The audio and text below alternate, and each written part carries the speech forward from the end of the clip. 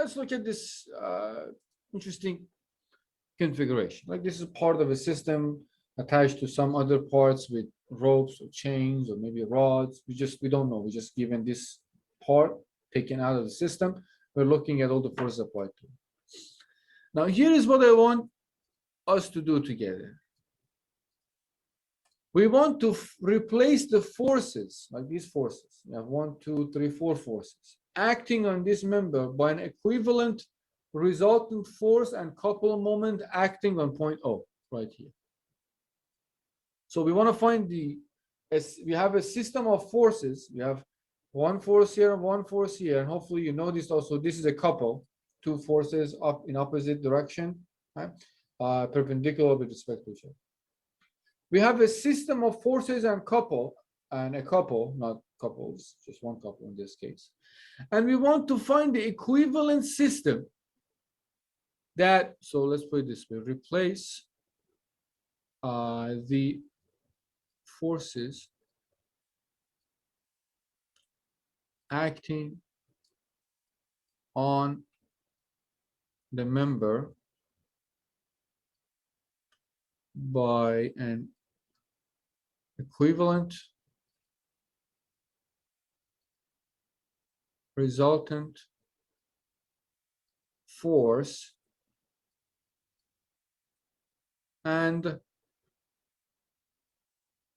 couple moment acting, let's say, what do you say? Point O. Yeah, acting on point O.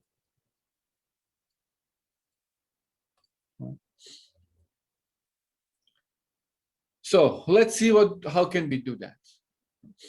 Forces. Let's call this one. Well, let's do it this way. FR, resultant force, is equal to the summation of forces. Now, in two-dimensional space, let's take this X and this one Y.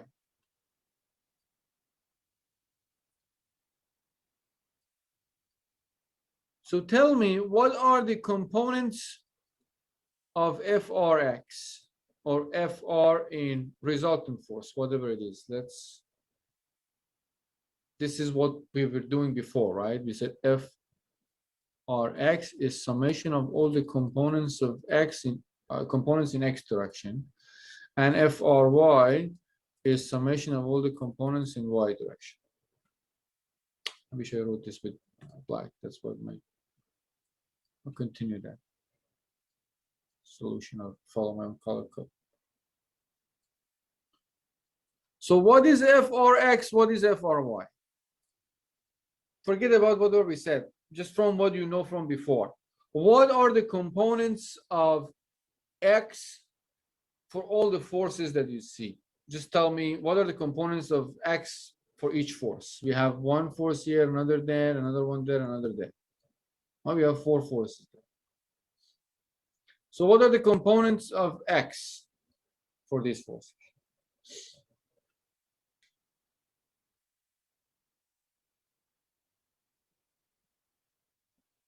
This you should know, it's from before. We are trying to find. Sorry, Nicholas, go ahead. Is it 200 newtons going both directions? So 200 and would we count it twice and then also the 500 newton? Minus 200, and then we have to take into account the 500. Right? So, well, we're taking that, Robert. We're looking at in X direction. So 700 is in Y direction. Right? So just X direction for now. So we got this. We got this. Now we have to find the X component for this. Right? This is again from before, nothing from new topic we talked about yet.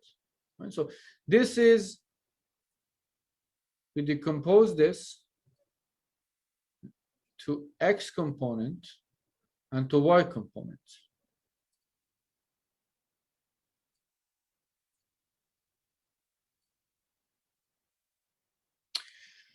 Now, what is the x component for this? Cosine 500. 500 cosine that angle, right? So plus, and it's going to be an up a positive x. So plus 500 cosine, I'll call that angle alpha, this angle there, right? Because this is going to be 500 cosine alpha. This is going to be 500 sine alpha. What is alpha?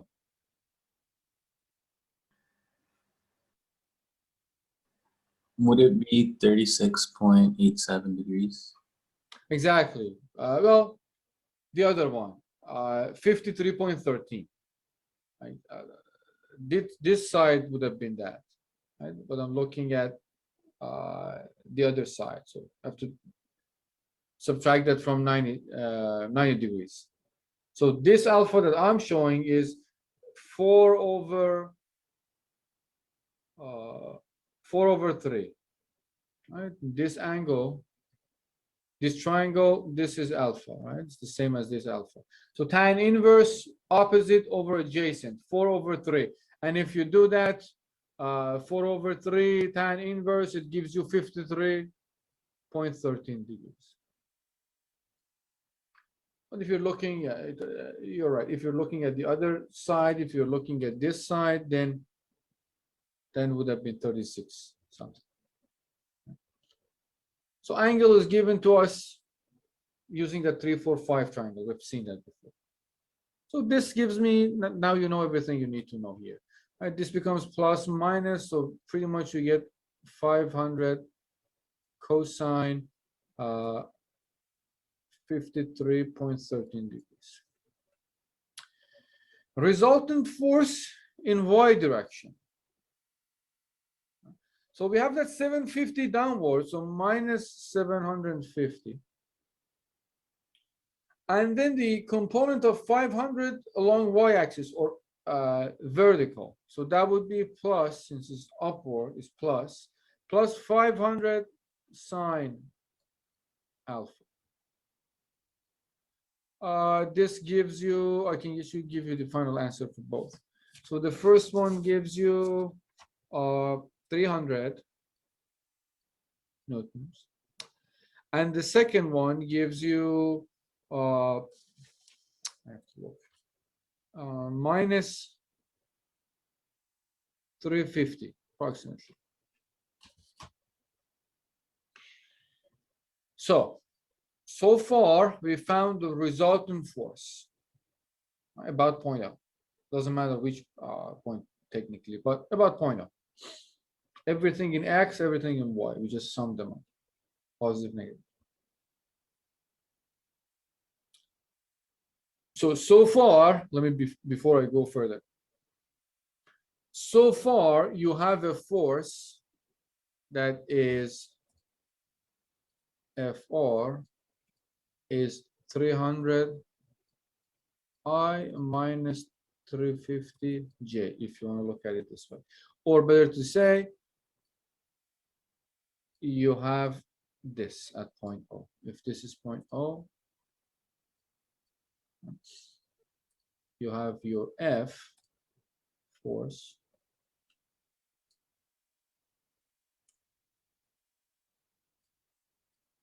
Fr, this being Frx, this being Fry. You can even find the angle, this angle that this creates. That would be beta is equal to tan inverse 350 over 300. Right, that'll give you, I can also give you the magnitude. That'll give you 49.4 degrees. And you can also find the magnitude of your Fr would be square root of Frx squared plus Fry squared. 300 squared plus 350 squared, the square root of that. You do that, you'll get 461 newtons, right? So this is something you know from before, but just to reinforce that resultant force. System of forces, you're finding resultant force. Now, we have to find the resultant moment about point O, meaning that you have to find out what, this is what I was talking about here. We did this one. Now we have to do this one. You have to add up a couple of moments and the moments created by forces about the point you're finding the equivalent system. So if I bring it back, bring it again here, same system right there, so it's not crowded. Now we are trying to find the resultant moment for resultant moment about point. So here's what MR, resultant moment, let's say about point O. I'm going to take as typical counterclockwise positive. Let's see what we've got there. This is point O. This is X, this is Y, and we're finding the moment about point O. System of forces are finding the moment that all these forces are creating about point O. What do we got there? What do we have? Think about each force and find the moment of that force about point O. It's not new either. We've done this before when we were talking about the definition of moment.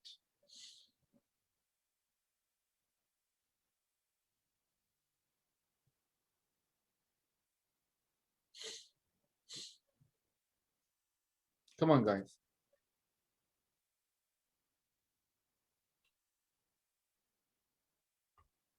Start from 750. What is the moment of 750 about point O?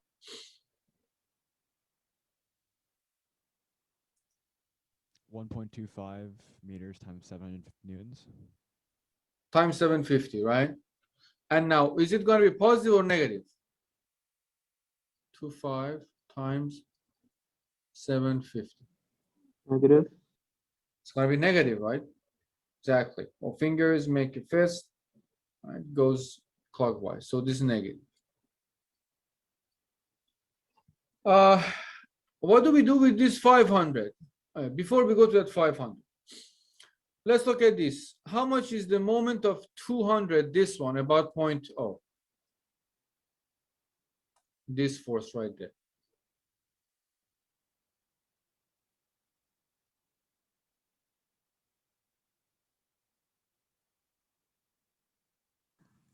Would it be 0.5 times 200? 0.5 times 200. Right? So this is 200 right there. And that's where 0.5 is, right? That's what you were trying to say, 0.5, basically. All right.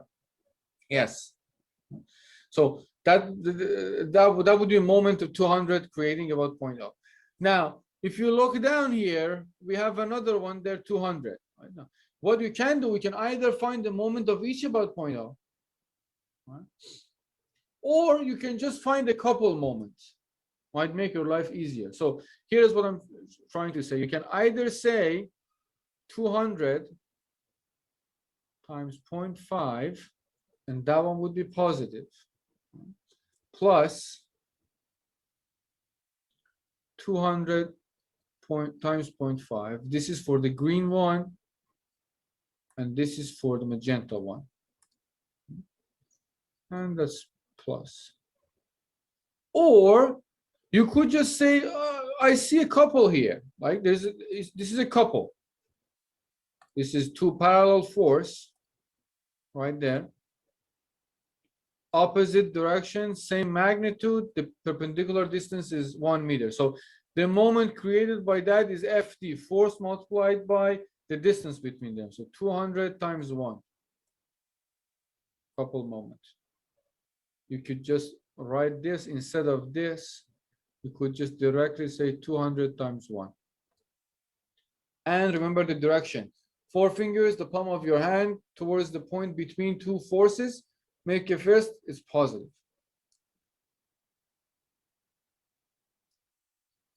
if you could identify the couple, find the couple moment, makes your life easier. And because it's a free vector, it doesn't matter where it is.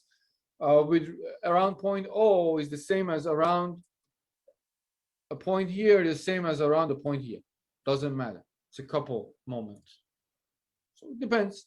If you see the couple moment, do the couple moment. It's easier 200 times 1. If you don't see it, treat each force as a separate force, as part of the system of forces.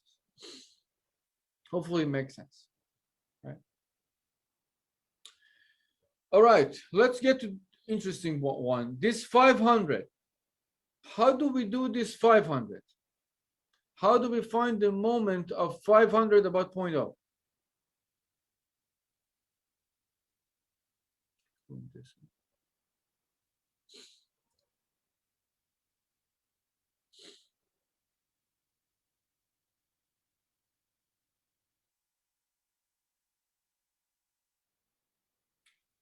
This Do goes. we take the x and y component and take the distance respectively? So let's say for the x1, we would have done 500 cosine 53.13 and the distance be a meter. And then taking the y and the distance being 2.5 meters. And do you remember what did we call this process? I don't remember what it was called. All right. This is principle of moments, right? Correct, Nicholas. Thank you. That's what we basically do. We say the moment of a force about a point, because in a typical situation, we have to find what is the perpendicular distance between the line of action of this force and point O. And then you say 500 times the distance to find the moment. Now, since finding the distance is not that easy, we use principle of moments.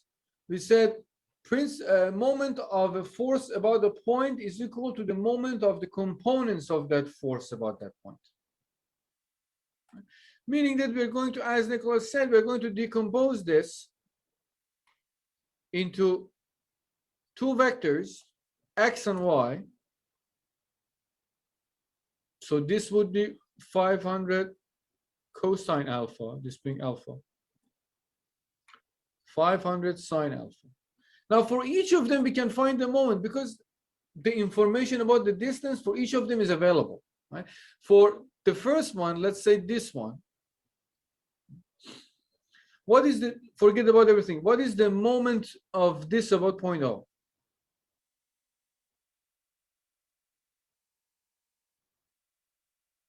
Just look at that 500 cosine alpha horizontal is a horizontal force. What is the moment of that force about point O?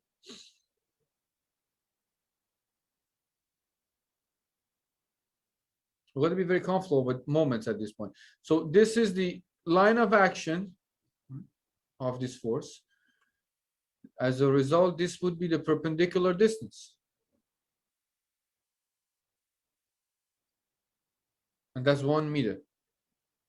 So it's going to be 500 cosine alpha times 1. Now, positive or negative, 4 fingers along the force, palm of your hand facing the point you're finding a moment about, goes clockwise, so this is negative.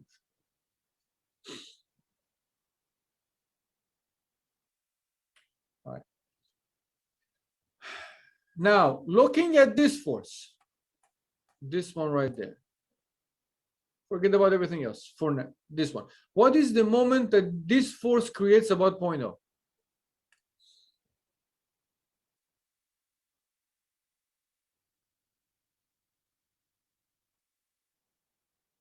Find the line of action and the distance, perpendicular distance point between point O and the line of action for that force.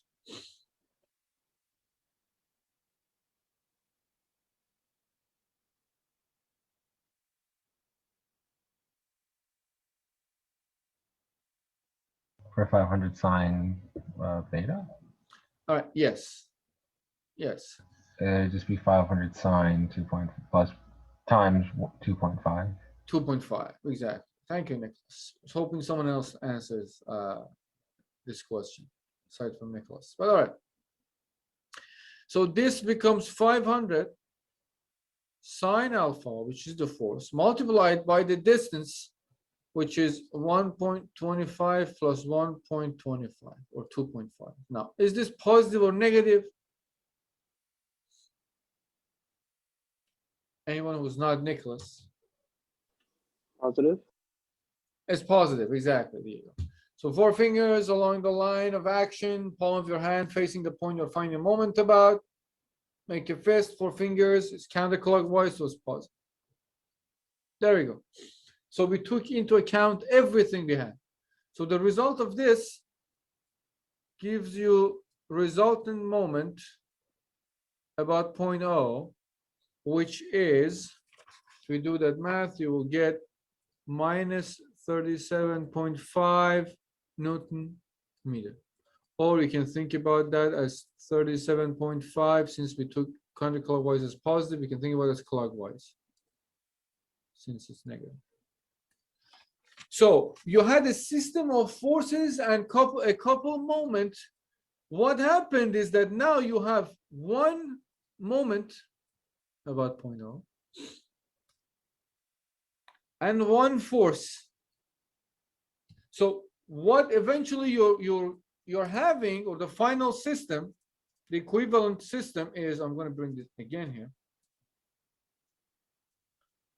is you got a system without any of these forces. You don't have this, you don't have this, none of this is there now in your new system. You just have this part, but you have your FR there, FRX, FRY, which basically forms your FR, FRX, FRY, and then you have your moment, MR, when that MR about 0.0. So you found the equivalent system with only one force and one moment. This is your equivalent system.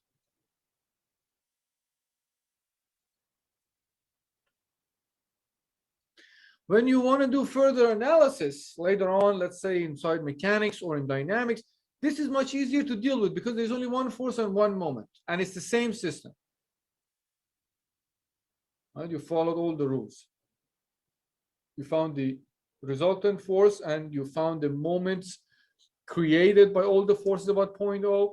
Remember, this is principle of transmissibility. We are assuming that we're moving all those forces, 750, 200s, and 500 to 0.0. And because we are moving them to 0.0, they're all creating moments. We took into account the moments created by moving those forces to 0.0 here. All these forces, this one, this one, this one, and this one. Right? All these are the moments created because we moved the force, each force out of its line of action and put it on 0.0. We took them into account. So we got one moment, right? And one force, resultant force. So this is the equivalent system.